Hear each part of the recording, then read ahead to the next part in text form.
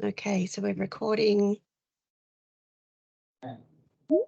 So as I said, welcome everyone. I'm Hope Steele from the TrackSAFE Foundation. We're really pleased to have you here today. I'd like to acknowledge the traditional custodians of the land we're each joining from, their elders past and present. And I'm here in Canberra today and pay my respects to the Ngunnawal people. Please feel free to put some questions in the chat on today's session. We'll do our best to address these towards the end of the session. This is our third webinar with the national charity Griefline that we've hosted this year. And so far, we've looked at how to support colleagues through grief and loss. We've also discussed the subject of loneliness in the workplace. And today we're focusing on coping with personal loss. So a really interesting session installed today. If I could just ask people to mute and turn off mics, that would be fantastic. I'd love to introduce Shelley, our speaker today. And Shelley is a counsellor at Griefline and has supported people navigating grief, loss and trauma for the past 5 years. In addition to her counselling experience, Shelley has developed and facilitated the 6-week grief group program at Griefline and trained helpline volunteers at Griefline, and more recently become involved in Griefline's grief literacy program. Shelley is motivated by the importance of encouraging open conversations about loss and grief, and to help people understand it, feel less afraid, and help move through it, so people don't feel so isolated or lonely by it. So I'll hand over to Shelley. As I said, pop some questions in the chat and we'll do our best to get to those. And thanks so much for joining us. Thanks so much, Hope. I think I can still hear some people, so I'm wondering, just a little shout out again. Hi, my name is Shelley and I'm from Griefline. I just would ask if you can pop yourself on mute. Awesome, thank you. So thank you so much for having me. It's a real genuine honour to be here and share some of the insights about grief and loss. It's a really uncomfortable subject and can be really quite tricky as well. And I guess that's one of the reasons I want to come along and chat to you about it today. One of the reasons it's so tricky is because we're pretty much conditioned when we experience a loss to just get over it.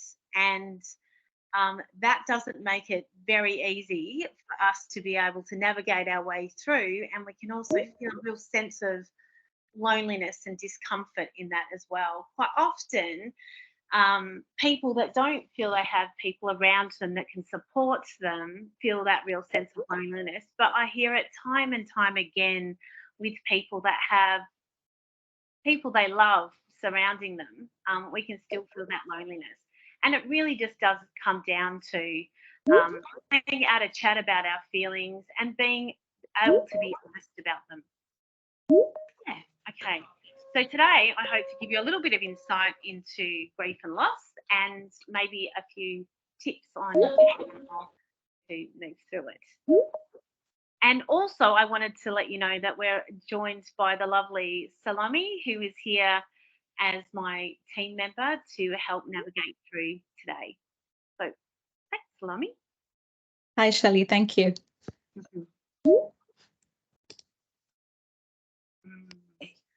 Well, I just wanted to acknowledge that I'm coming from the land of the Bunurong people. So, yes, and just also acknowledging where you're coming from and also your ancestors of what brings you here today and being able to be here. Thank you.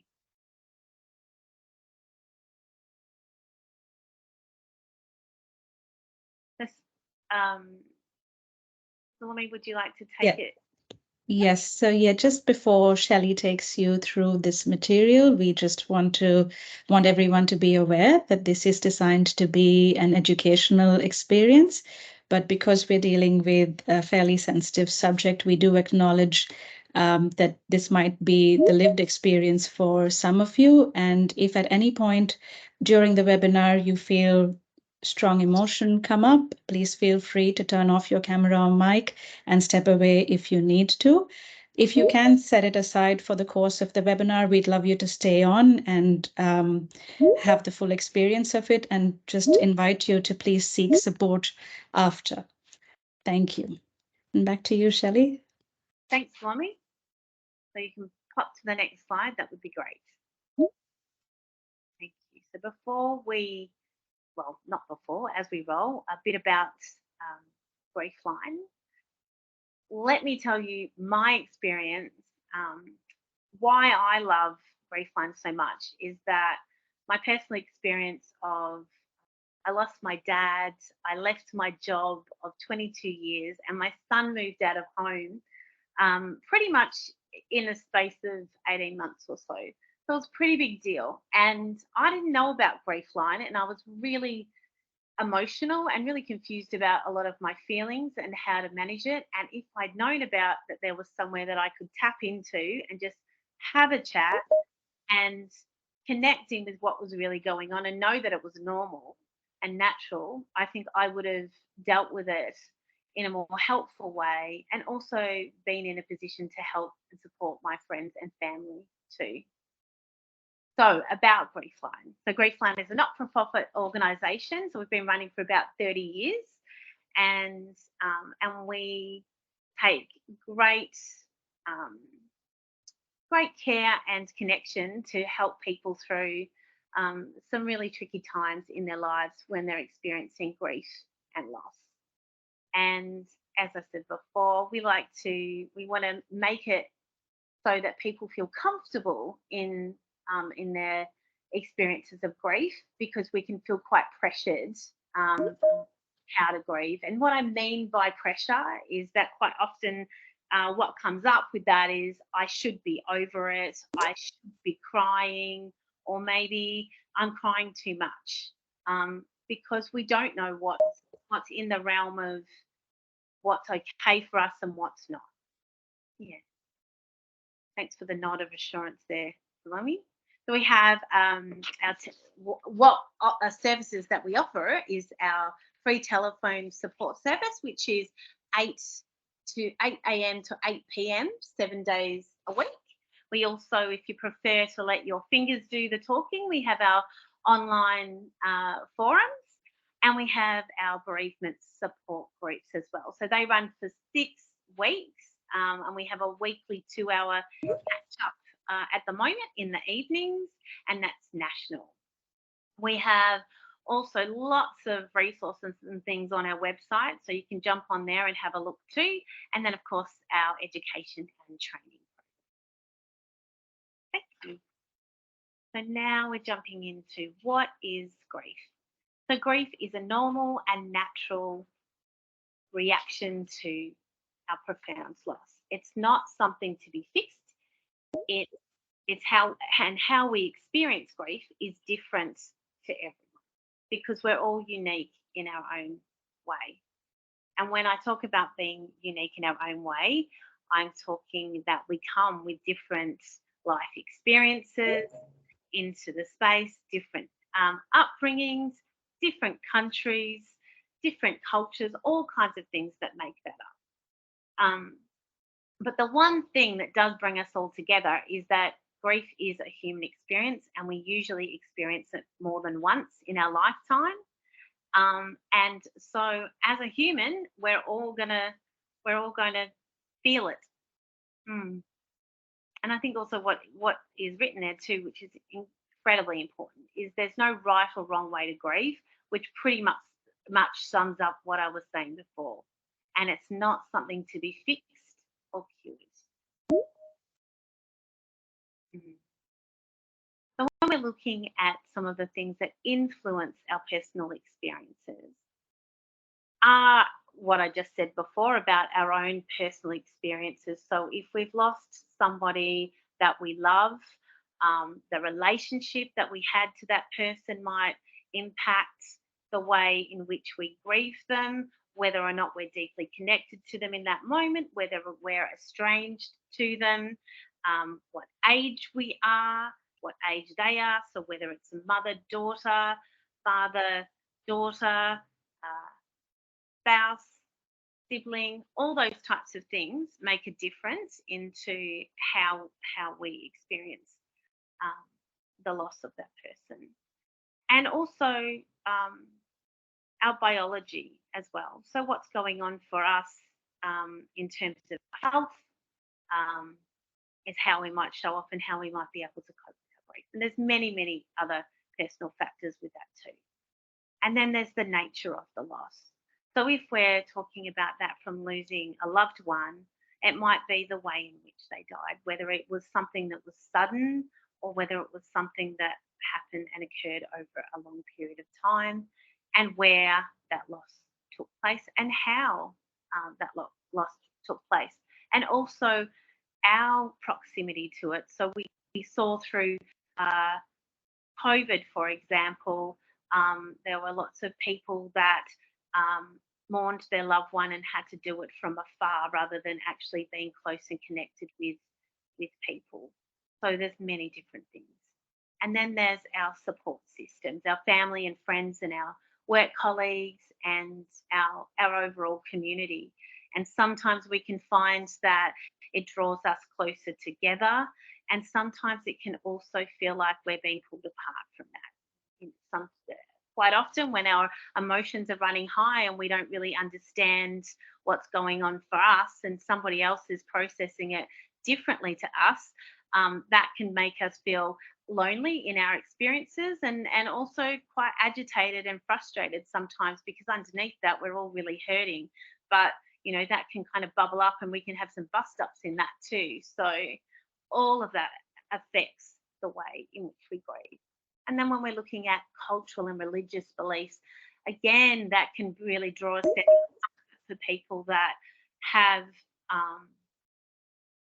rituals and a deep connectedness to their faith, because there's a sense of certainty of and belief of what will happen to them. And also with the rituals, there's kind of a rhythm to how they not only celebrate the person that has died, but also a comfort in knowing how they're going to connect with their loved one through their rituals moving through. On the flip side of that, we can also, if we are deeply religious and have cultural beliefs, we can in that space actually start to question them and not necessarily draw within them. Another thing that we've got here is previous losses. So again, that can really impact the way in which, if we've lost something or someone and we've had previous losses, that can impact the way we grieve, because we may come in with some expectations because we've already experienced that, or we might actually feel it compound for ourselves. So we might feel like we're very overwhelmed, even more so, because it's loss upon loss upon loss. Thanks, Salome. So this slide's just giving us a little context around mourning and bereavement. So mourning is our outward expression of how we grieve. And as it says there, it's usually informed by our community, our spiritual and religious practices, or if we don't have any, it's informed by that too. And bereavement is the period of grief and mourning that we're experiencing. Thank you.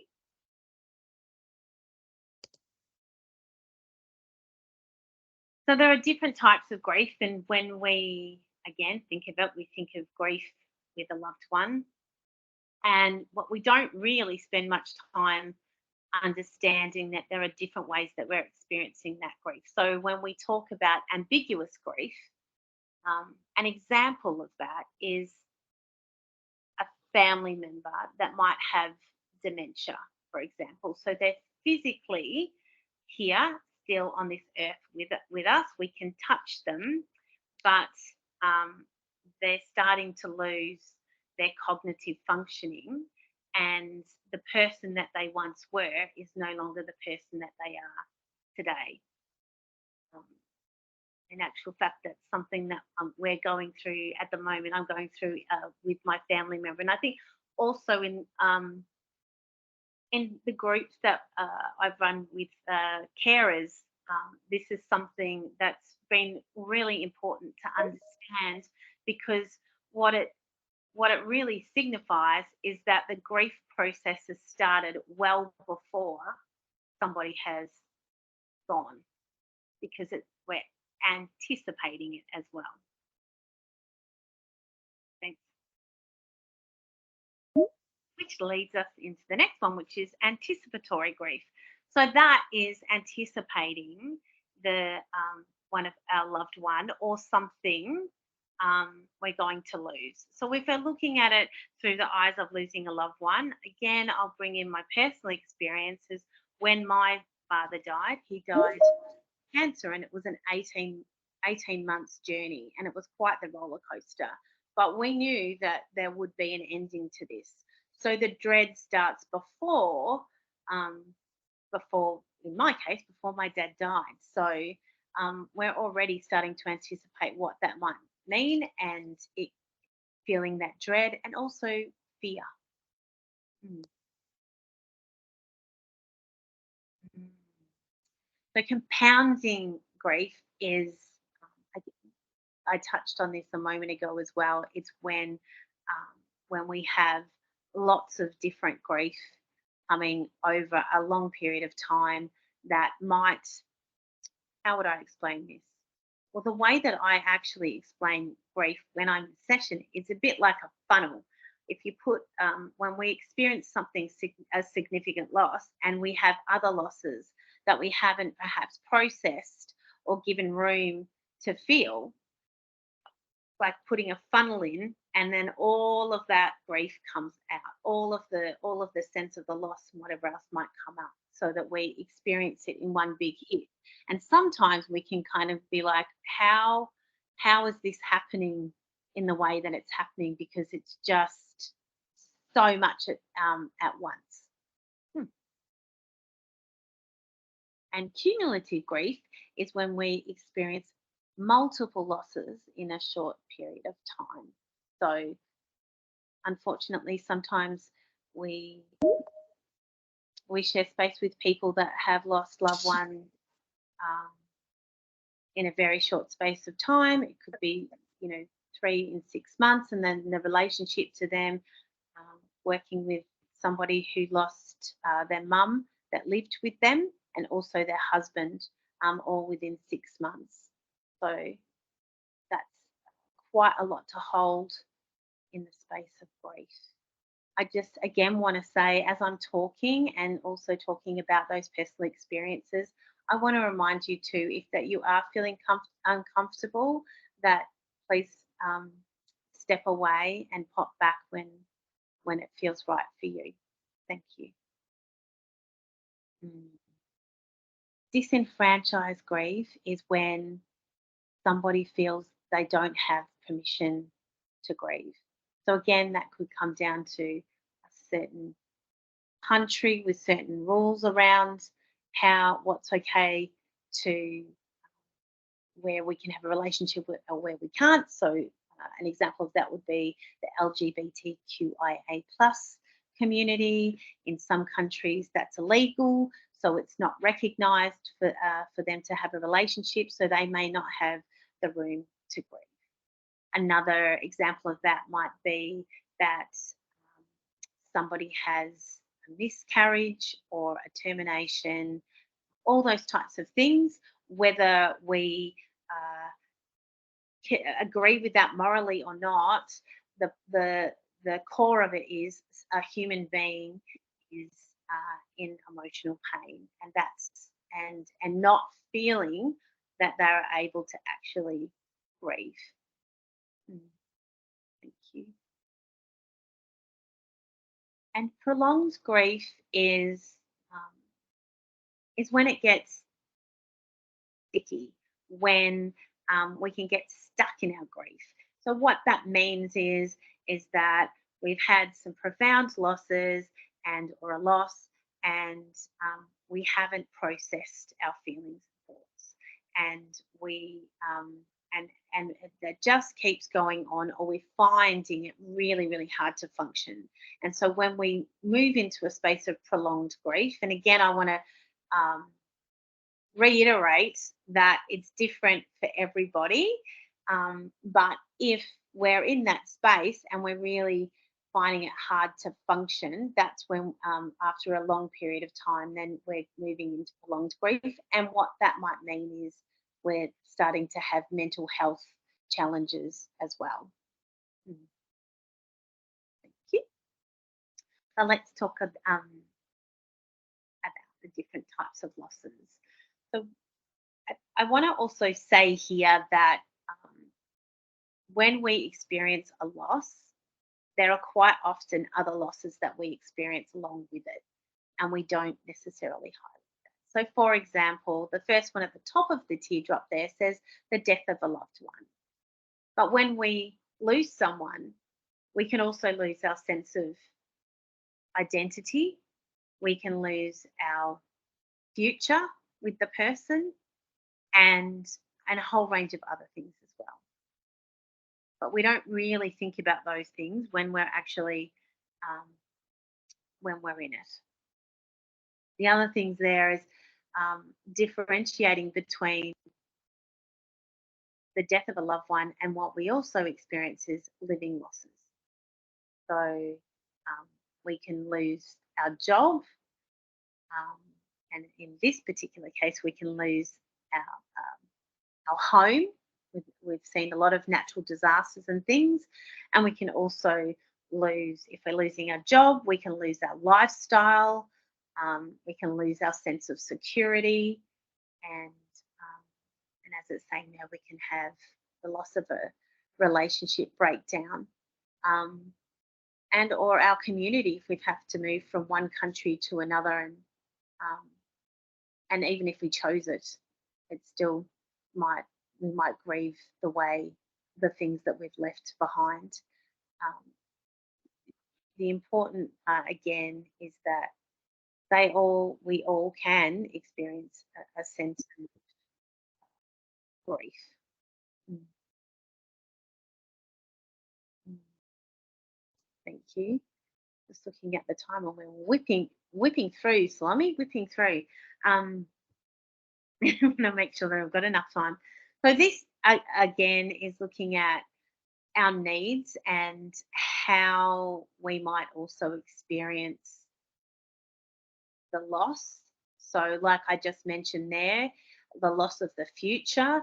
When we lose someone that we're very close to, it might completely rip our life in two, and we might be unsure about where we're going. Equally, too, we find, if we lose our job, and even if we chose again to take a redundancy from our job, or it was something that we didn't have a say in, we can really feel lost in our direction, and also with that is our sense of identity. Who am I anyway? Because our jobs can, fill up a lot of our days and can definitely give us a sense of purpose and a rhythm to our day. So it can be pretty discombobulating or pretty confusing. It's not just about a job. And also the structure as well, loss of structure. I need to feel important, involved, and valued. So I've used job there, but we can also use it in those things in relationships, and also losing someone that we love as well. And a big one there too is that loss of control, that feeling of overwhelm.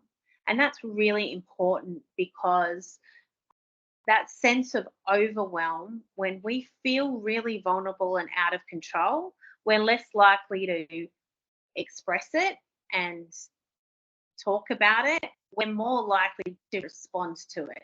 And when we're responding to it, we're either going to be outward expressing that in a very emotional way, or withdraw from community as well.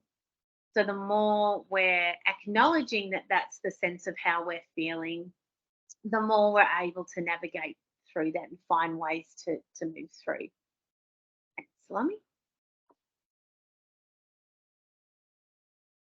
Well, this slide, I don't really need to read it. I'm not going to really talk to it. You can just have a look at it. But at the end of the day, I guess that just talks to the significance of the loss that we experienced in 2022 in Australia, and why it's important for us to talk about grief and loss. This is a bit about how do we experience it. So it's not a tick in the box kind of thing. It's not, the stages of grief. We don't just go through them one after the other. It's not a straight line. I quite often do this because when we're in it and we're feeling low down here, we sort of feel like there's this, this way of that we're going to get out of it and come out of it like this and reach out to the top and the sunshine comes out. When in fact, in reality, it's more like that mess where it's a lot of different feelings all at once and a lot of in a lot of different ways. And that's, I guess, how we can also be confused. And I guess understanding that that's what happens helps unlock that confusion. And Salome, I can see you nodding, having your own lived experience and connecting with how that feels as well.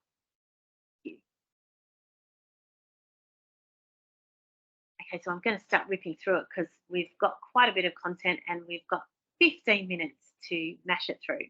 So this is looking at our brain and when we're grieving. And I guess why I wanted to pop this in is because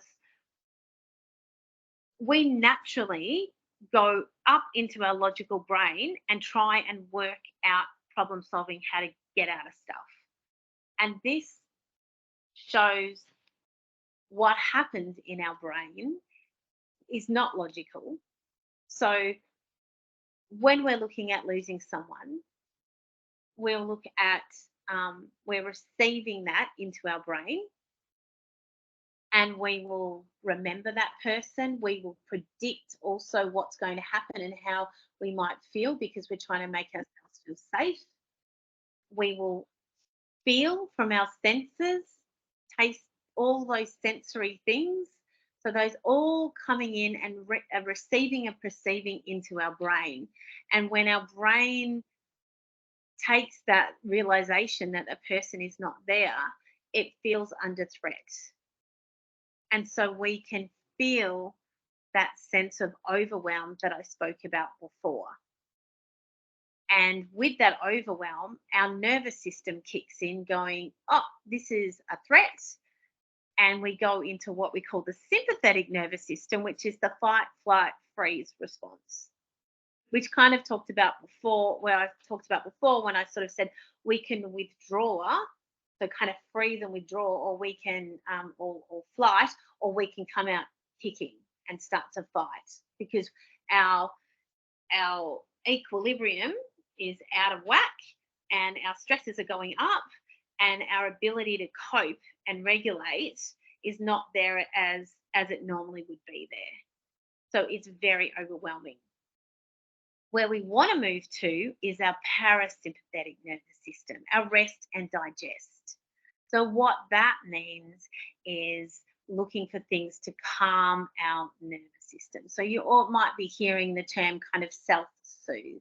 And I know for some of us that probably sounds a bit namby-pamby, but at the end of it, it's actually really important for our bodies. Thank you. So again, another way of talking about, our grief and how we experience it is that it changes. So it ebbs and flows. And quite often it's described as kind of like being in the sea and being hit by waves. And as we know, the sea changes all the time. The waves change all the time, the size of them, the way they hit us in the sea. They can come one after the other. We can feel like a tidal wave, or we can get blindsided and banged over the head from the side. All of that is how we can experience grief. But I guess the thing to know there is that it changes, and the space between those waves over time as we move through it also changes too.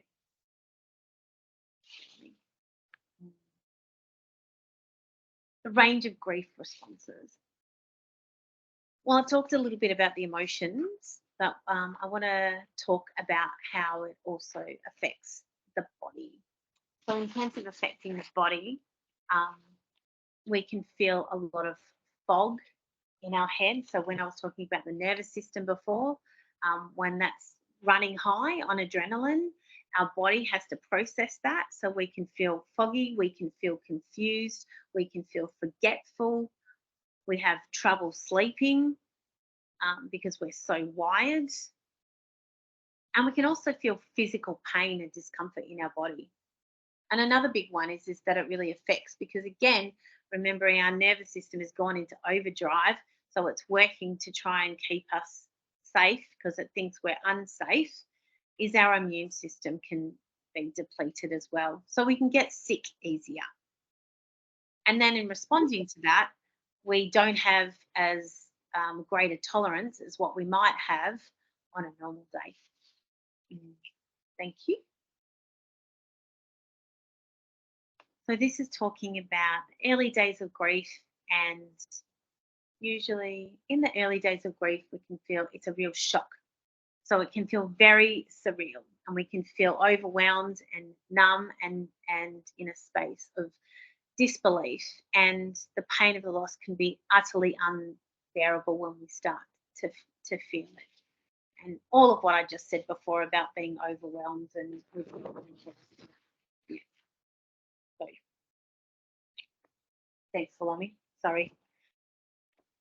The middle grief is starting to come down into that space of accepting that we are experiencing a loss of a person and or something significant in our life.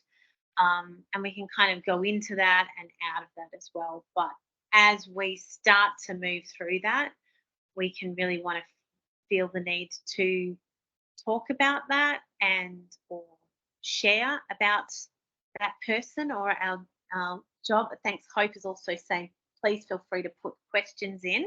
And if we don't get to them, I'm more than happy to respond to them after the webinar as well. Thank you. So we're trying to make sense of what's happened. We're trying to make meaning of what's happened.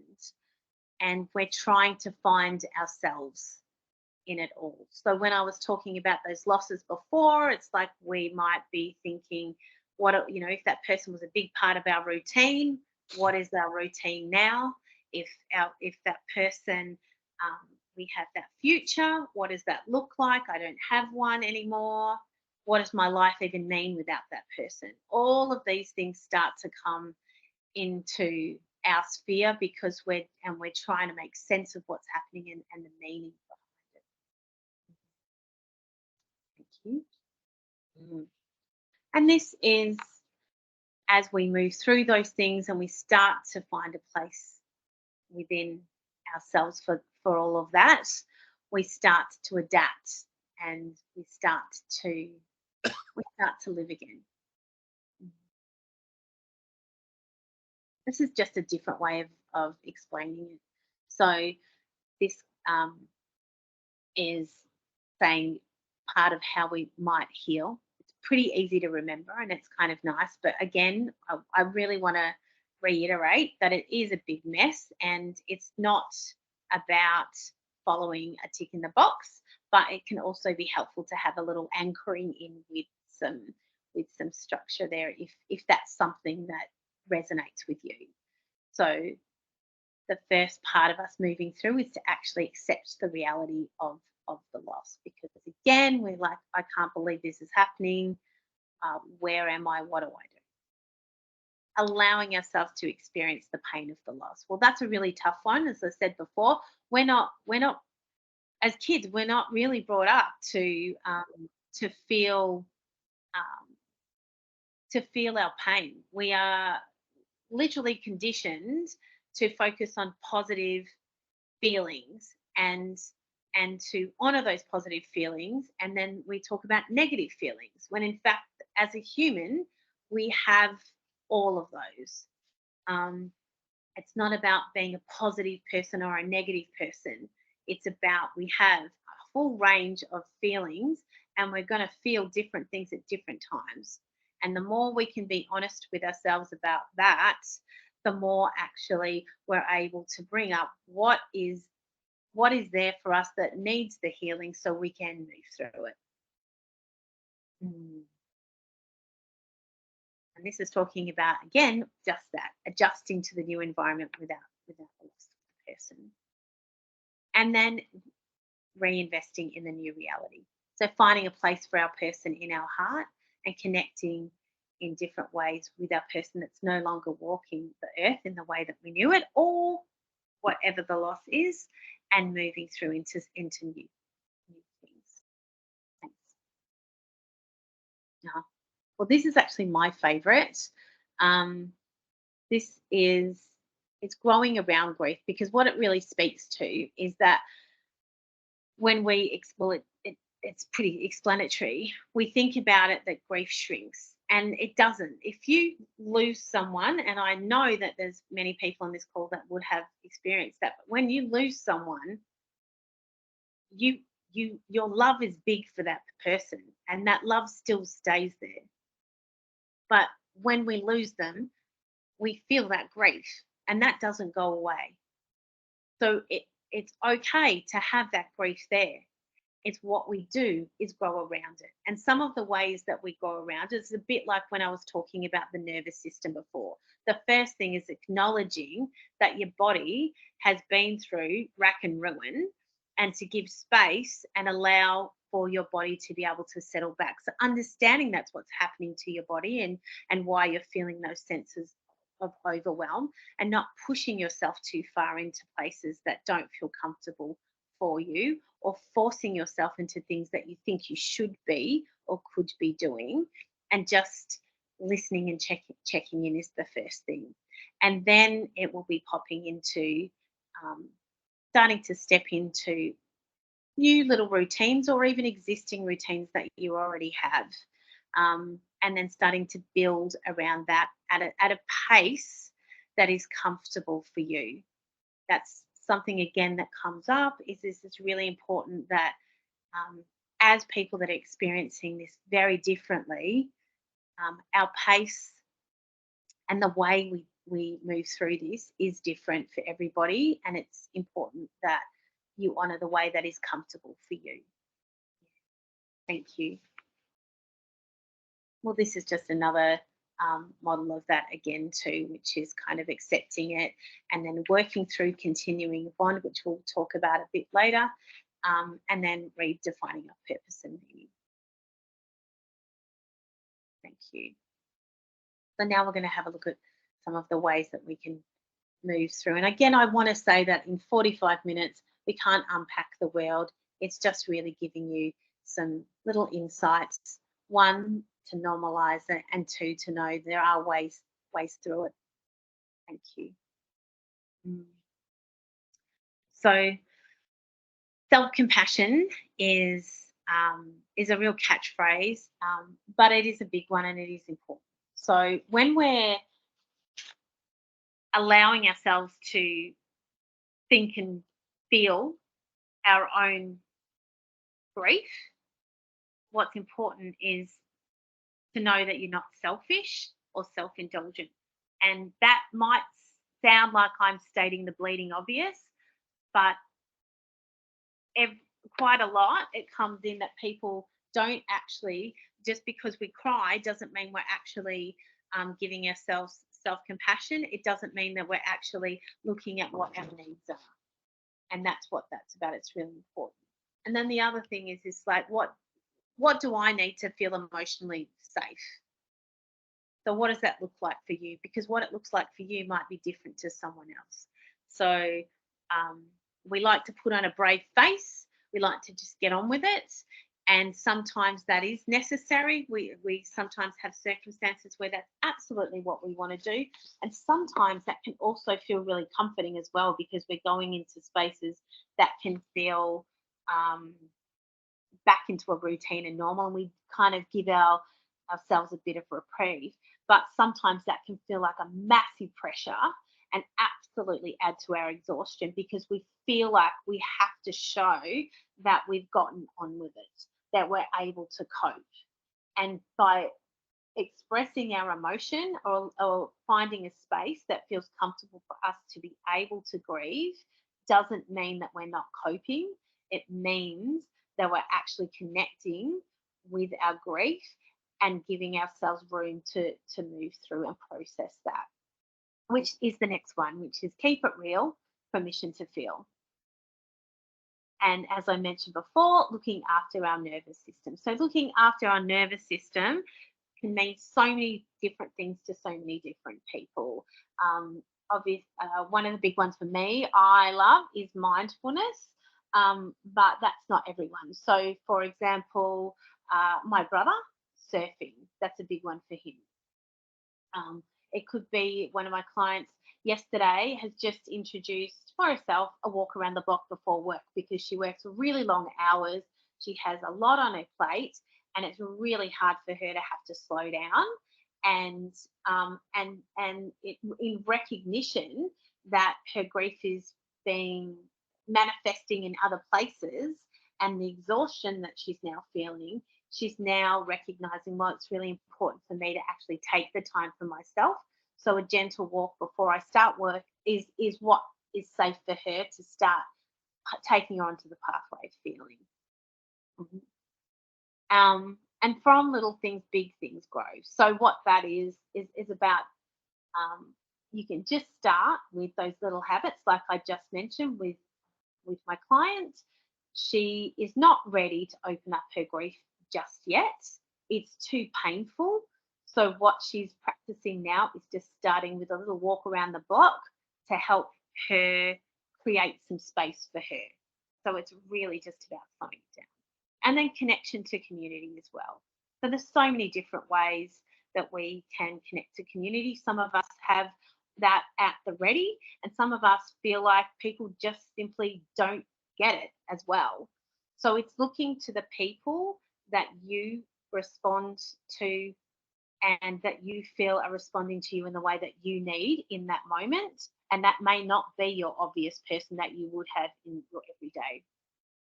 And then if that's not there, then there's also spaces like Griefline that you can connect into and just have a chat and really get off what's on your heart and mind. Thank you. Oh, I'm not loud enough. Okay, thank you. Tommy. Thank you. Yeah. So hope, Salome and I were talking about this before actually, it's time and patience, but we were talking about is the power of presence. So the power of being present and just letting it be in your own time and in your own. Being with the power of presence means identifying also. It makes it easier for us to notice when we might go to flip out. Like it says identify triggers, right? But what we've talked about through this is that sense of feeling overwhelmed. And when we're feeling that overwhelmed, because it's accumulated or something someone said or we've seen has had us feeling really overwhelmed, then we've been quite triggered. I feel like you've jumped in here to wrap me up. No? Just checking. No, you keep going. Okay. So this is a big one. Say no when you need to. Well, you know what? That takes work too. And sometimes we don't want to have to. Saying no can be climbing an emotional mountain to actually be able to say no. But it is something that helps us create space for ourselves and takes the pressure off as well. So it's really important to know that that's something that we can say, but I also want to acknowledge that sometimes that can be really, really hard to do. Again, bringing it back to that mindfulness, like what are we avoiding? So there's a difference between taking a reprieve, taking some space and time for ourselves because it feels too painful and we just want to forget about it as much as we can, to being in a space where we're completely avoiding and we're finding that it's really hard to connect. So it's just about noticing. It's not about getting critical of ourselves as well. And it says no big and lasting decisions. So usually, I think when we're highly emotive, it's not ideal to be making big decisions on our life. Yeah, when we're in that space. Okay, so on, go for it. Seeking comfort, health, family, and friends. So I covered that off before. Connecting with people who have experienced a similar loss. So that can be really comforting. Certainly, we've seen a really big surge in our grief groups because people take real comfort in having a session where they can just keep it real, and they're with people that are experiencing and feeling grief, and so it gives them permission to be able to actually say what they feel, even though they have support systems around them or people and friends around them that are, in some cases, really caring and really supportive. But just having someone that's experiencing it at the same time can be really helpful. Yeah, this one is like, oh gosh, again, the amount of pressure to go out and put on our face to kind of do our business and not cry. And you know what? It's okay. It's okay to cry. It's normal. It actually has hormones that secrete that help our nervous system settle down. So it's again our conditioning that it's not not normal, not comfortable, and we run for the hills because we're like, I don't know what to do with that. So I know that one's a hard one, but I guess in some ways it's about being okay with it if it happens. And sharing a story of loss, being able to talk about it is a big thing. But it's also okay, again, remembering it's when you want to do it, how you want to do it, and who you want to do it with. You don't have to open it up, and it doesn't have to be a free for all. So this is about part of, we've talked about what happens to the body, we've talked about how we might experience grief, and we've talked about ways in which we might come up against it. This is about continuing the bond with our loved one. So just because our loved one dies does not mean they aren't part of our life and that we don't experience them through our life. Again, my personal experience is we quite often refer to my dad and what he might, he had quite the sense of humour and what he might think about certain things. So he's weaved into our conversations as we move through into new experiences without him. But so it's up to us how we connect with our loved one. But again, there's been this, I guess, this idea that once they're gone, they're gone, and they are in their physicality, but they can still very much be part of our lives, and we can connect into them with rituals and as I said, ways of conversation. And here's a few one here. It's like visit your loved one's grave or memorial site, or create something. Someone I know has created a chair that they pop in their garden, and that's their space that they sit and reflect. There was a bunch of mates that got together when their mate died, and they used to go to a particular fishing spot. So they got a rock and popped that rock there and put a memorial there as well. All kinds of different things. There's like fishing trips, there's surfing stuff that happens as well to as a way to honour that person and make sure that person's still there, and t-shirts and all kinds of stuff. This particular painting that I have there was actually the story of this is, and I think this is a really lovely way of contributing to healing and also connecting, is that some parents lost their baby, and as part of that, the father was trying to console the mother with, and thought of this philosophy of the amount of stars that we have in the sky represents the amount of people that have died since the beginning of time. And he had said to his wife, maybe our baby is one of those stars there. He then started looking at Indigenous art and developing an interest in Indigenous art, and actually worked with an Indigenous artist to come up with this. And that was he realised that when they were having their second baby, he hadn't actually processed his grief. And this was his way of doing that. So he collaborated with the artist, and the 3 circles that you see there represent his family today. So the 2 circles are his wife and him, and then the bottom circle is their new baby, and the squiggly bit in the middle of that represents the land, and then the sun, then the stars up there are representing their son. Other ways also of doing that, and if we could just pop back there for 1 minute. So just to throw you. Other ways also is another beautiful one is a random act of kindness. So in honour of a loved one, there was some people that started to honour someone that had been lost, a random act of kindness that is done in honour of that person, and that kind of went global. But the gist of it is that you can kind of do it if it was like a workmate, you could do it within your own environment and make that the day that honours that person, and you just do a random act of kindness for everybody.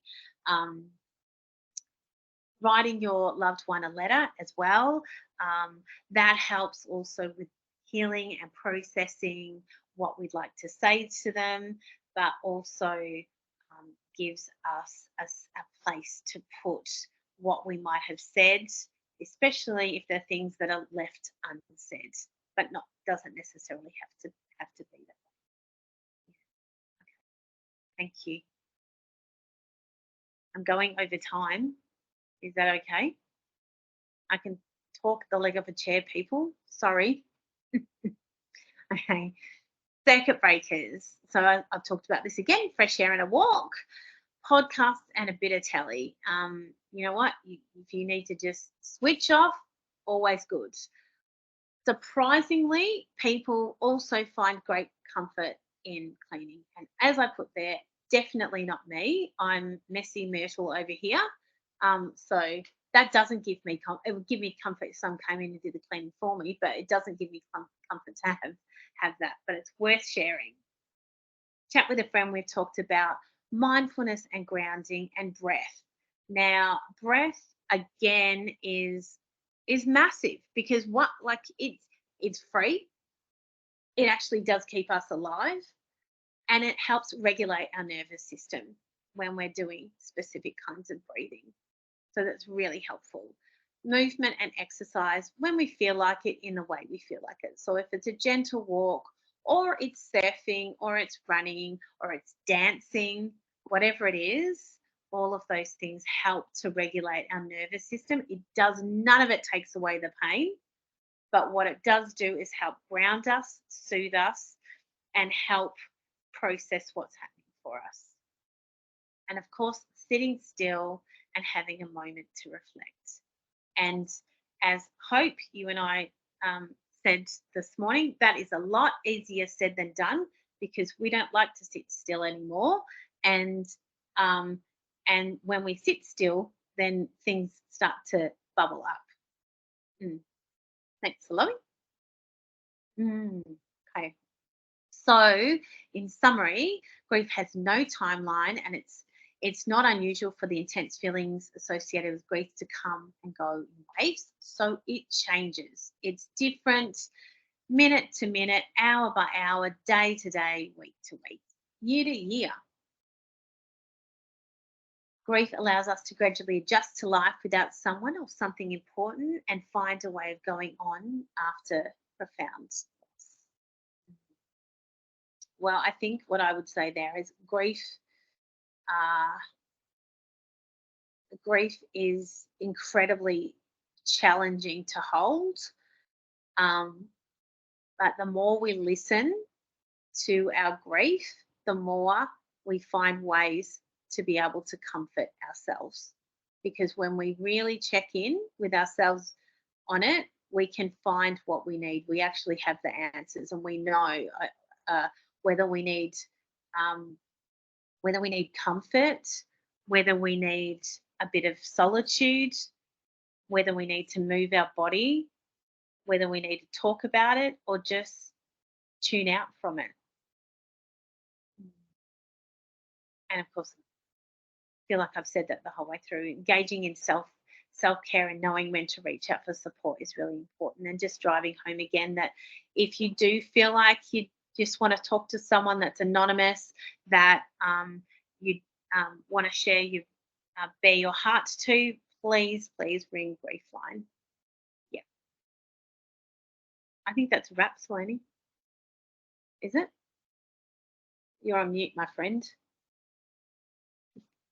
Yeah, that brings us to the end, Shelley and Hope. Thank you. I'm going to stop sharing.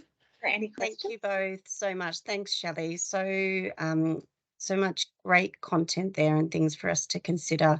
As we've said sort of on our previous sessions with Griefline, the website is just, you know, such a useful resource. There's so much great content on the Griefline website. So I'd really encourage people to jump on there.